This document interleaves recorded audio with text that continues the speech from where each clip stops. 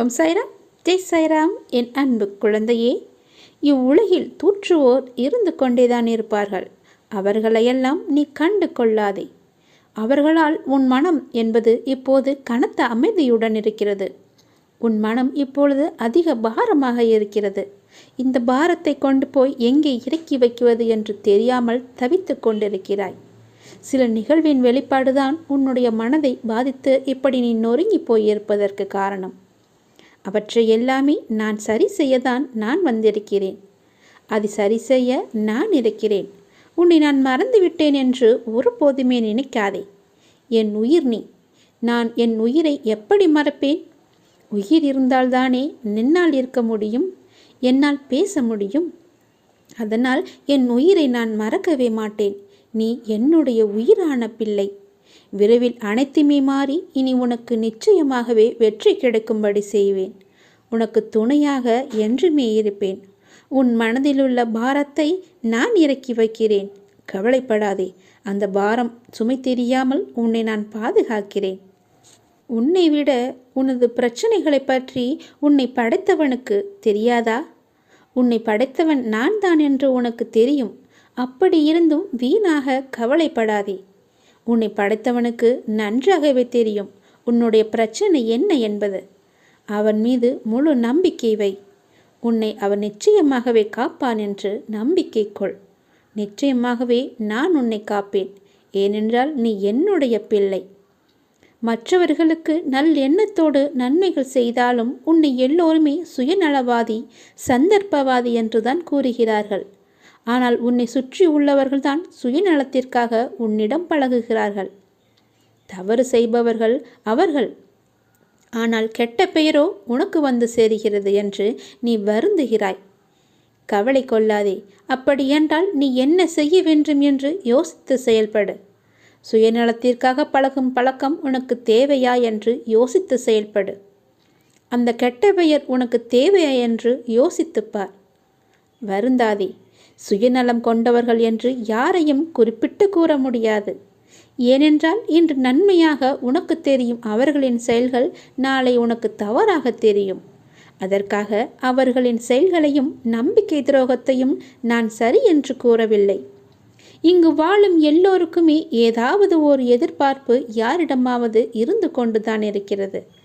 அதை நீ மனதில் நினைத்து கொண்டு செயல்களை செய்தால் மற்றவர்களுக்கு அந்த செயல்கள் மன உளைச்சலையும் வருத்தத்தையும் தருகிறது. சுயநலவாதிகளாக இருப்பவர்களை விட அவர்களை தவிர மற்றவர்கள் யாருக்கும் நல்லது நடந்திடக்கூடாது என்று நினைக்கின்ற எண்ணவர்கள்தான் நிறைய பேர் இருக்கிறார்கள். அப்படி செயல்படுபவர்களே மோசமானவர்கள். அப்படிப்பட்ட எண்ணம் கொண்டவர்கள் உனக்கு தேவையா என்று யோசித்துப்பார். அப்படியென்றால் நீ இப்போது நன்றாக இருப்பது அவர்களுக்கு பிடிக்கவில்லை தானே? அப்படிப்பட்டவர்கள் உனக்கு தேவையே இல்லை. இவ்வுலகில் வாழ்பவர்கள் எல்லோருடைய உயர்வும் மேன்மையும் வீழ்ச்சியும் மாற்றியும் அவர்களுடைய வார்த்தைகளிலும் செயல்களிலும் தான் குடியிருக்கின்றது. அதை வைத்துதான் நீ அவர்களிடம் நட்பு கொள்வதா வேண்டாமா என்று முடிவெடுக்க வேண்டும். உனக்கு நம்பிக்கை துரோகம் இழைத்தவர்களை பற்றி நீ கவலைப்படாதே. இவ்வுலகில் என்றுமே நேர்மையாகவும் உண்மையாகவும் வாழ்பவர்களுக்கு தீங்கு விளைக்கும் வகையில் செயல்புரிபவர்களுக்கான வினை பெரியது என்பதை நீ மறந்து விடாதே. தாமதமாயினும் அவர்கள் நிச்சயமாகவே அதற்குரிய பலனை அனுபவித்து தீர்வார்கள். இது உனக்கும் பொருந்தும். எனவேதான் எதை செய்வதற்கு முன்பும் ஒரு முறை பல முறை யோசித்து செயல்படு என்று சொல்கிறேன். எதை கொட்டினாலும் அள்ளிவிடலாம். வார்த்தையை கொட்டினால் அள்ள முடியாது. அதை திரும்ப பெறவும் முடியாது. எதற்குமே அஞ்சாதே. உன்னோடும் உன் குடும்பத்தோடும் நான் இருக்கிறேன். என்றுமே உனக்கு துணையாக நானே இருப்பேன். என் வார்த்தைகளை வைத்து நீ அதன்படி செயல்படு. என் வார்த்தைகள் மீது நம்பிக்கை வைத்து செயல்படு.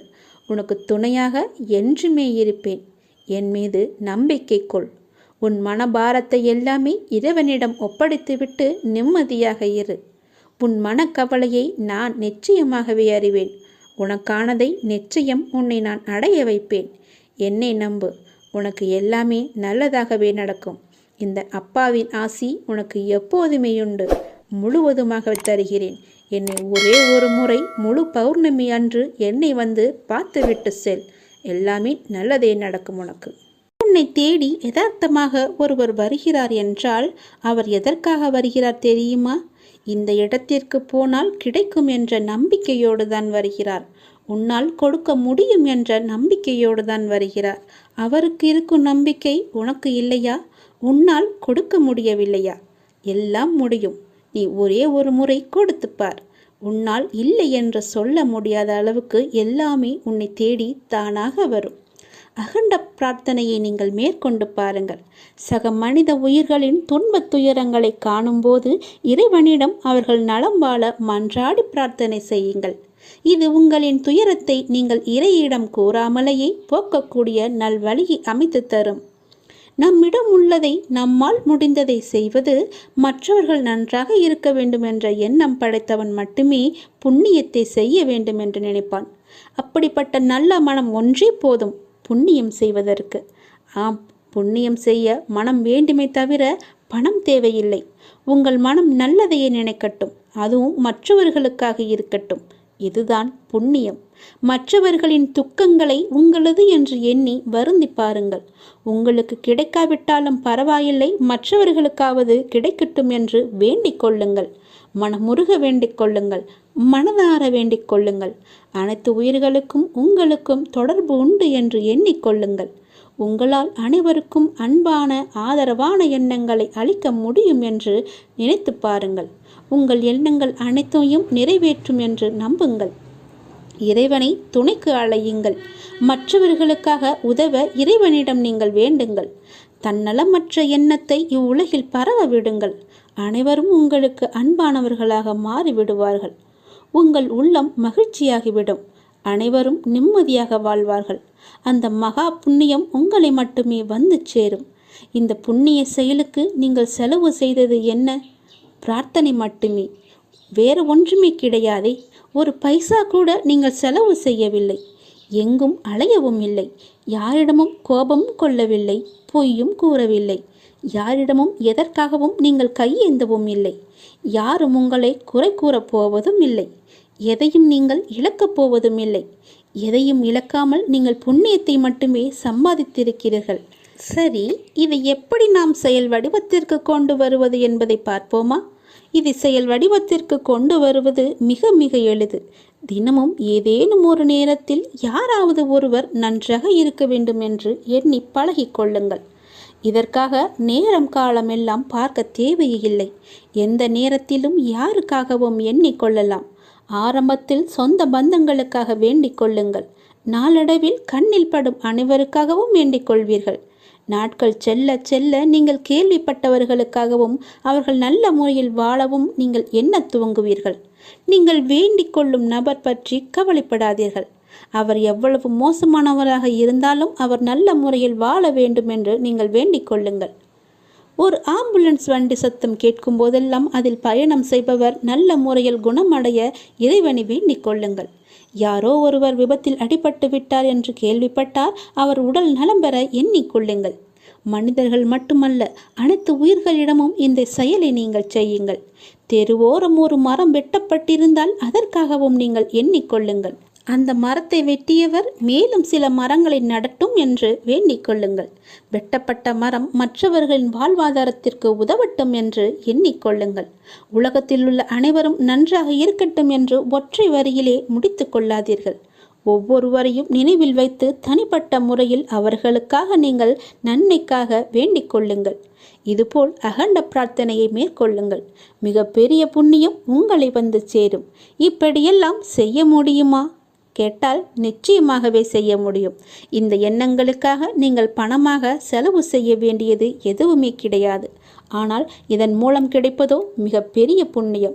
எனவே புண்ணியம் செய்ய எதுவும் பணம் ஏதும் தேவையில்லை. நல்ல எண்ணங்களுடன் கூடிய நல்ல செயல்கள் மட்டும் இருந்தால் போதும். நல்ல மனம் இருந்தால் போதும்.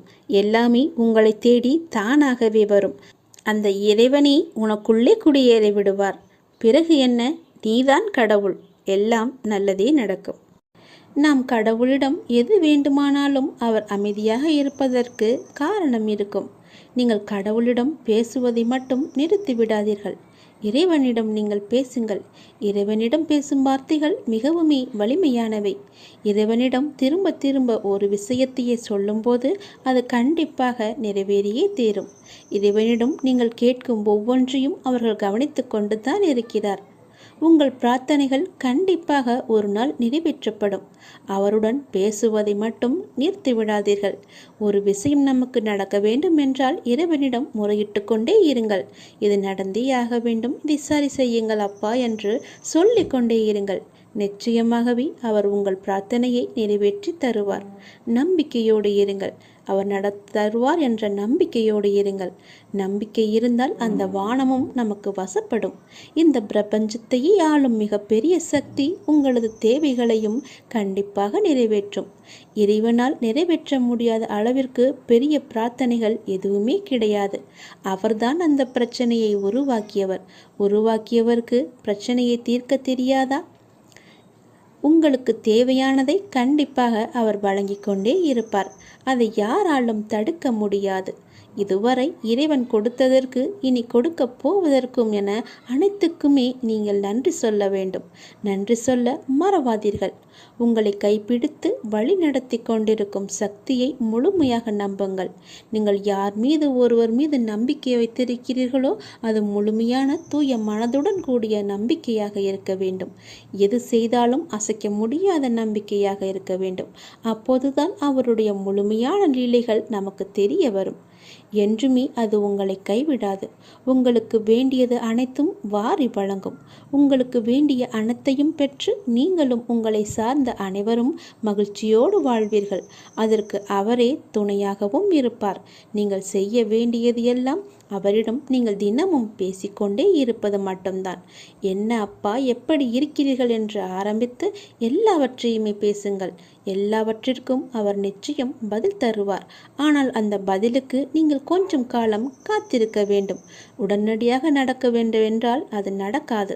சிறிது காலம் பொறுமையாகத்தான் இருக்க வேண்டும். இப்போது நீங்கள் செய்ய வேண்டிய மிக முக்கியமான காரியம் என்னவென்றால், உங்களுக்கான காரியங்கள் நிறைவேறப் போகும் இந்த நாட்களில் மிக பொறுமையாக இருப்பதுதான். நீங்கள் பொறுமையுடனும் நம்பிக்கையோடும் இருப்பதுதான் அவருக்கு நீங்கள் செய்யும் வழிபாடு, தொண்டு என்று கூட வைத்துக் கொள்ளலாம். அவர் உங்களிடம் வேறு எதுவுமே கேட்கவில்லை. நான் உங்களுக்கு செய்து தருகிறேன், அதற்கு பதிலாக நீங்கள் என் மீது நம்பிக்கையும் பொறுமையாக இருங்கள் என்று சொல்கிறார். நான் உன் அருகாமையிலேயே எப்பொழுதும் இருக்கின்றேன். உன்னை பார்த்து கொண்டு தான் இருக்கிறேன். உனக்கு என்ன நடக்கிறது? உன்னுடைய பிரச்சனை என்ன? நீ மகிழ்ச்சியாக இருக்கிறாயா இல்லை துன்பக்கடலில் சிக்கிக்கொண்டு இருக்கிறாயா என்று எல்லாமேவற்றையுமே நான் பார்த்து கொண்டு தான் இருக்கிறேன். நீ எதை பற்றியுமே கவலைப்படாதே. நான் உன்னுடனேயே இருக்கிறேன். தாளிடப்பட்ட கதவுகள் என்னை தடுத்து விட முடியாது. நீர் எங்கு இருந்தாலும் என் நினைவில் வைத்துக்கொள். என் நாமத்தை உச்சரி. உமக்கானதை நீ நிச்சயம் கிடைக்கப் பெறுவாய். இது எனது சத்திய வாக்கு. என் வார்த்தைகள் மீது நம்பிக்கை வைத்து நீ செயல்பட்டு கொண்டு இருக்கிறாய் அல்லவா? பிறகு எதற்காக நீ கவலைப்படுகிறாய்? என்றும் என்றென்றும் உங்களோடு நான் இருந்து கொண்டே இருப்பேன். இப்பொழுதும் இந்த நொடி நான் உன்னுடன் தான் இருக்கிறேன். நீ எங்கு வேண்டுமானாலும் பார். என் ரூபத்தை நீ காணலாம். உனக்கு நல்லது நடந்து கொண்டே இருக்கப் போகிறது. எனது அருளும் ஆசையில் யாரும் ஒன்றுதான். எனது பக்தர்களை பிரித்து பார்க்காதவன் நான். நம்பிக்கை பொறுமையுடன் அமைதி காத்து கொண்டிரு. என் பக்தனுக்கு எல்லாமே சாத்தியமாகும். நல்லதே நடக்கும். எனது அன்பு குழந்தையே, நீங்கள் கடந்து வரும் பயணத்தில் கடைசி நிமிடத்திலும் பொறுமையையும் புத்திசாலித்தனமும் தைரியமும் இருந்தால் எப்படிப்பட்ட துன்பத்தையும் எளிதாக நீங்கள் கடந்து விடலாம். காலச்சக்கரமானது சுழன்று கொண்டே இருக்கிறது. ஒவ்வொரு திருப்பத்திலும் வாழ்க்கையின் போக்கை மாற்றுகிறது. பருவங்கள் குளிர்காலத்துடன் முடிவடையாது.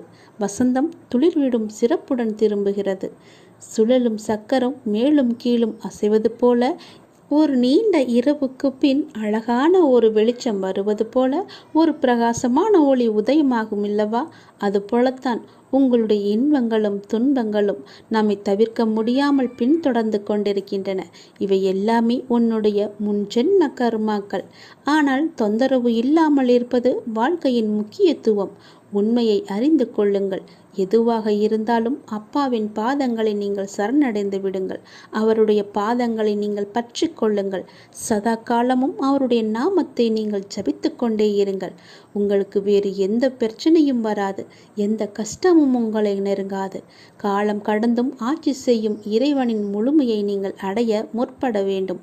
அப்போதுதான் உங்களுக்கு வந்த கஷ்டங்கள் எல்லாம், துன்பங்கள் எல்லாம் காணாமல் போய் நிம்மதி கிடைக்கும், மகிழ்ச்சி நிலைத்து நிற்கும். அவருடைய நாமத்தை நேரம் கிடைக்கும் போதெல்லாம் ஜபித்து கொண்டே இருங்கள். உன்னுடைய முன் ஜென்ம கர்மாக்களை எல்லாம் அழிப்பதற்கு என்னுடைய நாமம் ஒன்றே, என்னுடைய திருநாமம் ஒன்றே உனக்கு சிறப்பான மருந்தாக இருக்கும். வந்த இடம் தெரியாமல் ஓடுவதற்கு, உன்னுடைய கர்மா வந்த இடம் தெரியாமல் ஓடுவதற்கு என்னுடைய நாமத்தை நீ ஜபித்து கொண்டே இரு. இடைவிடாது ஜபித்து கொண்டே இரு. விரைவாகவே உனக்கு ஒரு நல்ல செய்தியை நான் உனக்கு செவி வழியாக கொடுக்கப் போகிறேன். அதை கேட்டதும் எனக்காக ஒரே ஒரு தீபம் ஏற்று உன்னுடைய வீட்டில். வானளவில் உள்ள ஆழம்தான் இந்த உலகம். இந்த மேகங்கள் போலத்தான் வாழ்க்கையும். அதில் வாழ்க்கையை நெறிகளுடன் கூடிய வாழ்க்கையாய் பார்த்து வாழ்பவர்கள் மிக குறைவு. என் பிள்ளைகளுக்கு முதலில் நான் பயிற்றுவிப்பது ஒழுக்கமும் நேர்மறையான எண்ணங்களும் தான். அதில்தான் நீ இப்போது இருக்கிறாய். பயிற்சி நடக்கும்போது சில போராட்டங்கள், குழப்பங்கள் எல்லாம் நிகழும். அதை பார்த்து நீ பயப்படாதே. உனக்கு இது நல்லதா கெட்டதா என குழம்பி முடிவுகள் எடுக்க முடியாமல் போகும் தருணம் கூட வரலாம். அப்பொழுதும் நீ பயப்படாதே. அப்படி உனக்கு குழப்பம் வரவில்லை என்றால் அதில் உனக்கு பயிற்சி சரியாக இல்லை என்று அர்த்தம். பயிற்சியில் தோல்விகள், வெற்றிகள் என இரு முனைகள் இருக்கின்றன. அதில் நீ வெற்றிக்காக போராடு. தோல்வி ஏற்படுகிறது என்றால் உன்னுடைய அப்பா உனக்காக பெரிய வெற்றியை வைத்திருக்கிறேன் என்று எண்ணி உன் மனதை நீ சாந்தப்படுத்திக்கொள். தோல்வி எதிர்நோக்குபவர்கள் சாதனையாளர்கள் என்பதை மனதில் வைத்து என்மேல் நம்பிக்கை வைத்து பொறுமையுடன் காத்து கொண்டிரு. விரைவாகவே நீ கேட்ட நல்ல செய்தியை நான் உனக்கு கொடுக்கப் போகிறேன். அந்த விரைவில் நல்ல செய்தி என் வழியே உன் வீட்டிற்கு வரும். உன் வீடு தேடி வரும். கவலையே படாதே. இனி நீ மகிழ்ச்சியாக இருப்பாய். அந்த செய்தி உன் செவி வந்து சேரும் நேரம் எனக்காக உன் வீட்டில் ஒரே ஒரு தீபம் ஏற்று. உன் தீபத்தின் வழியாக நான் உனக்கு காட்சி தருவேன். உன்னை சுற்றி பார்க்கும் இடமெல்லாம் நானே காட்சி தருவேன். எங்கு பார்த்தாலும் என்னுடைய ரூபமே உனக்கு தெரியும். அதிலிருந்தே நீ தெரிந்து கொள். எனக்கு அப்பனின் அருள் இருக்கிறது என்றும் அப்பன் சொன்னபடியே எல்லாம் நடக்கும் என்றும் உன் மனதை நீ தைரியமாக வைத்துக்கொள், சந்தோஷமாக வைத்துக்கொள். நீ கேட்ட நல்ல செய்திக்கான முதல் அறிகுறி என்னுடைய காட்சித்தான். ஒளியின் ரூபமாக நான் உன் வீட்டிற்கு வருவேன். வந்து உனக்கு காட்சி தருவேன். நீ எங்கு பார்த்தாலும் நான் உன் வீட்டில் முழுவதுமாக இருப்பேன். அப்பொழுது தெரிந்து கொள்ளலாம், நான் கேட்ட நல்ல செய்தியை கொடுக்க என் அப்பா தயாராக இருக்கிறார். அதை பெறுவதற்கு நான் தயாராக இருக்க வேண்டும் என்ற ஆர்வத்தோடு இரு, மகிழ்ச்சியோடு இரு. எல்லாம் எனக்கு தெரியும். நான் பார்த்து கொள்கிறேன். உனக்கானது உன்னிடத்தில் விரைவாகவே வந்து சேரும். அந்த செய்தி வந்து சேரும் நேரம் அதை மட்டும் மறந்து விடாதே. ஒரே ஒரு தீபம் ஏற்று. அப்பிறகு பார் உன் வாழ்வு எப்படி இருக்கும் என்று. மிக மகிழ்ச்சியாக, ஒளிமயமாக உன் வாழ்வும் இனிக்கும், உன் வீடும் ஜொலிக்கும். நம்மை நாமே பெரிதாக எண்ணிக்கொண்டு அகந்தை கொள்வது கூடாது. சாதாரணமானவர்களாக நம்மை கருதும் போதுதான் நம்மிடம் கருணையும் பணிவும் நல்ல சிந்தனையும் வெளிப்படத் தொடங்கும். எல்லா ஆற்றல்களும் மனிதனுக்கு இயல்பிலேயே இருக்கின்றன. ஆன்மீகத்தின் உதவியால் தடைகளை போக்கி நாம் நிறைநிலையை அடைய வேண்டும். ஆன்மீகத்தின் உதவியால் தீயவர்கள் கூட மகானாக முடியும். இந்த உலகம் இறைவனுக்கு சொந்தமானது. உலக பொருட்களில் எல்லாம் அவரே இருக்கின்றார். இந்த கோணத்தில் பார்க்க தொடங்கிவிட்டால் நம் மனம் உயர்வு பெறும். இங்கொன்றும் அங்கொன்றுமாக நுனிப்புள் மேய்வது போல ஒருபோதும் மேயக்கூடாது. வெற்றி பெறவும் முடியாது நம்மால். எல்லாவற்றையுமே முழுமையாக ஆராய்ந்து அதிலேயே ஈடுபட வேண்டும். கன நேரம் இன்பமாக ஏதோ ஒன்று கிடைக்கலாம். ஆனால் அத்துடன் எல்லாம் முடிந்துவிடும். நம்முடைய இன்பமானது தொடர்ந்து நிலைத்து இருக்கும்படி செய்ய வேண்டும். ஒவ்வொரு நேர்மையான செயலும் அதற்குரிய வெகுமதி தர காத்து கொண்டிருக்கிறது. உணர்ச்சி வசப்பட்டால் முடிவெடுக்க முடியாமல் தடுமாற நேரிடும். உணர்ச்சி வசப்பட்டால் எல்லாமே ஒரு நொடியிலே மாறிவிடும். அதனால் எது செய்தாலும் பொறுமையாக, நிதானமாக யோசித்து செய்யுங்கள். கடந்ததை பற்றி வருந்தவோ, வருவது பற்றி கற்பனை செய்யவோ வேண்டாம். முயற்சிக்குரிய பலன் ஒருவனுக்கு நிச்சயம் கிடைத்தே தீரும். எதை கண்டுமே நீங்கள் எரிச்சல் படாதீர்கள். எல்லாவற்றையுமே நீங்கள் ஒரு அனுபவ பாடமாக எடுத்துக்கொள்ளுங்கள். நமக்கு எது நடந்தாலும் இது ஒரு அனுபவம் என்று எண்ணிக்கொள்ளுங்கள். மனசாட்சிக்கு கட்டுப்பட்டு நடந்தால் உங்களுடைய வாழ்வு நலம் பெறும். மனம் என்பது கடவுளின் கையில் ஒரு கருவியாக இருக்க வேண்டும். கடவுள் விரும்பும் வழிபாடு உழைப்பு ஒன்றுதான். அவருடைய விருப்பத்தை நாம் பூர்த்தி செய்ய வேண்டும். கடவுள் நம்பிக்கை ஒன்றே மனிதனுக்கு உண்மையான உதவி. கடவுளின் விருப்பப்படி நடக்கட்டும் என எல்லாவற்றையுமே விட்டுவிடுங்கள். உங்கள் தலைகளில் நீங்கள் பாரத்தை ஏற்றுக்கொள்ளாதீர்கள். உங்களுக்கு இன்று நடப்பது எல்லாமே அவருடைய விருப்பப்படிதான் நடக்கின்றது. அவர் விரும்பாமல் எதுவும் உங்களுக்கு நடக்காது. அதனால் அவர் விருப்பப்படி வருவதை அவருடைய போக்கிலேயே விட்டுவிடுங்கள். கடவுளிடம் எல்லாம் நன்றாக இருக்க வேண்டும் என்று பிரார்த்தனை செய்யுங்கள். எல்லாம் உங்கள் இஷ்டப்படியே நடக்கட்டும் என்று அவரிடம் விட்டுவிடுங்கள். நீங்கள் எது செய்தாலும் எனக்கு நன்மையாக மட்டும்தான் இருக்கும் என்று அவர் மீது நீங்கள் நம்பிக்கை கொள்ளுங்கள். மற்ற எல்லாவற்றையும் அவரே பார்த்து கொள்வார்.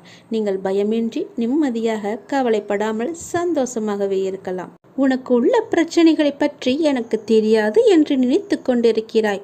உன்னுடைய பிரச்சனை என்ன, எப்படி வந்தது, எதனால் வந்தது என எல்லாமே எனக்கு தெரியும். உன் பிரச்சனைகளை நினைத்து நினைத்து உன் வாழ்நாளில் இருக்கும் நிம்மதியை இழந்து நீ தவித்து கொண்டிருக்கிறாய்.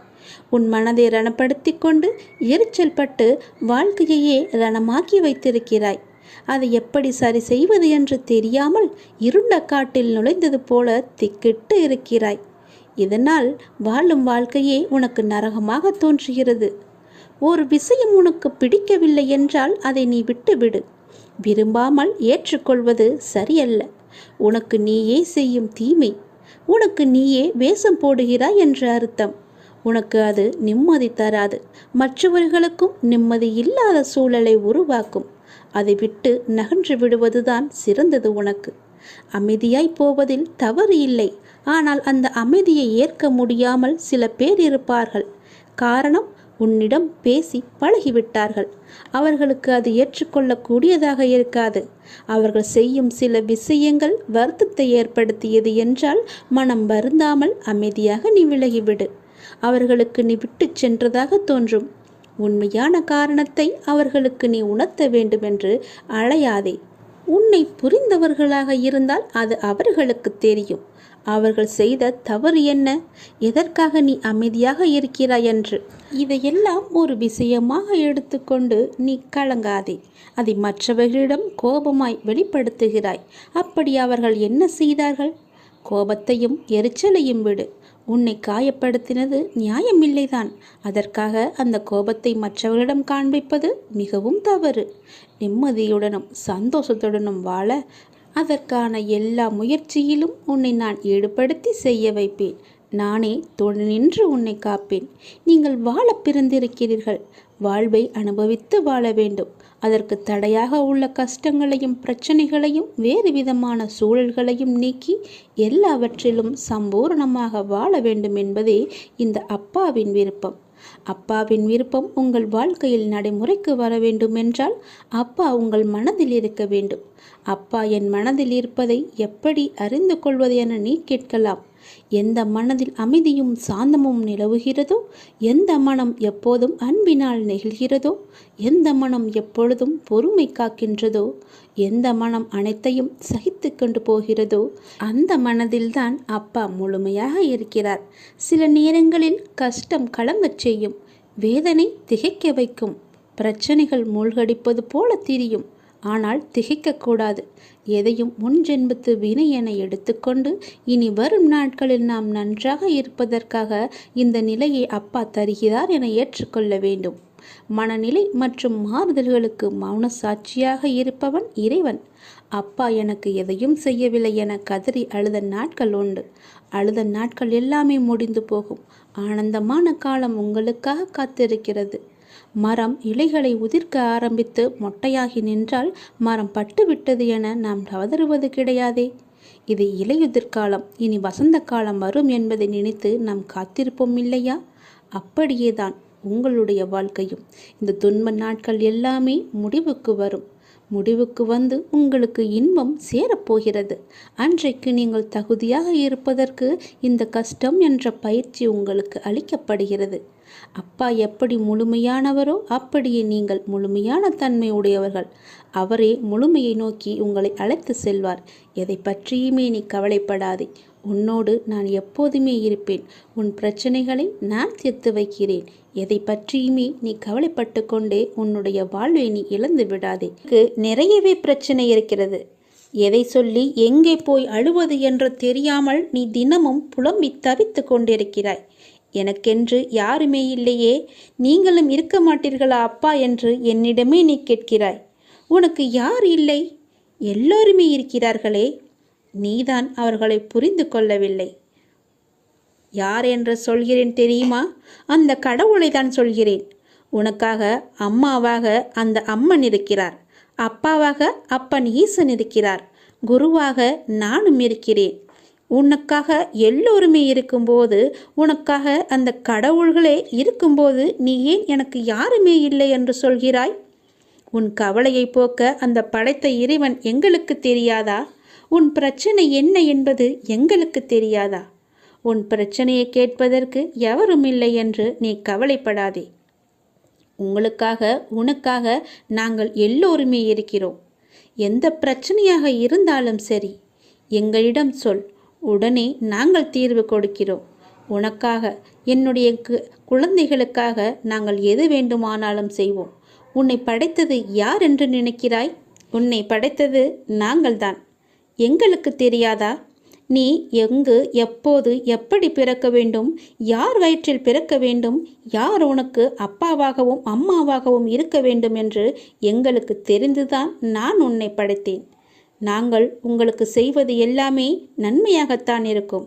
அதனால்தான் இவர்களுக்கு உன்னை பிள்ளையாக படைத்தேன். இப்போது நடந்தது, இதற்கு முன்பு நடந்தது, இனிமேல் நடக்கப் போவது எல்லாமே எங்களுக்கு தெரிந்துதான் நடக்கிறது என்பதை நீ ஏன் மறந்துவிட்டாய்? உன்னுடைய கவலைகளை பற்றி எங்களுக்கு தெரியாதா? உன்னுடைய பிரச்சனைகள் எல்லாமே தீரும் நேரத்தை நீ நெருங்கிவிட்டாய். நீ இதுவரை அனுபவித்தது பூர்வ ஜென்ம, முந்தைய ஜென்ம கர்மாவின் பலன்தான். மிச்சம் இருந்தது, அது இப்போது முழுவதுமாகவே தீர்ந்துவிட்டது. இன்னும் நான் உனக்கு நிறையவே கொடுக்கப் போகிறோம்.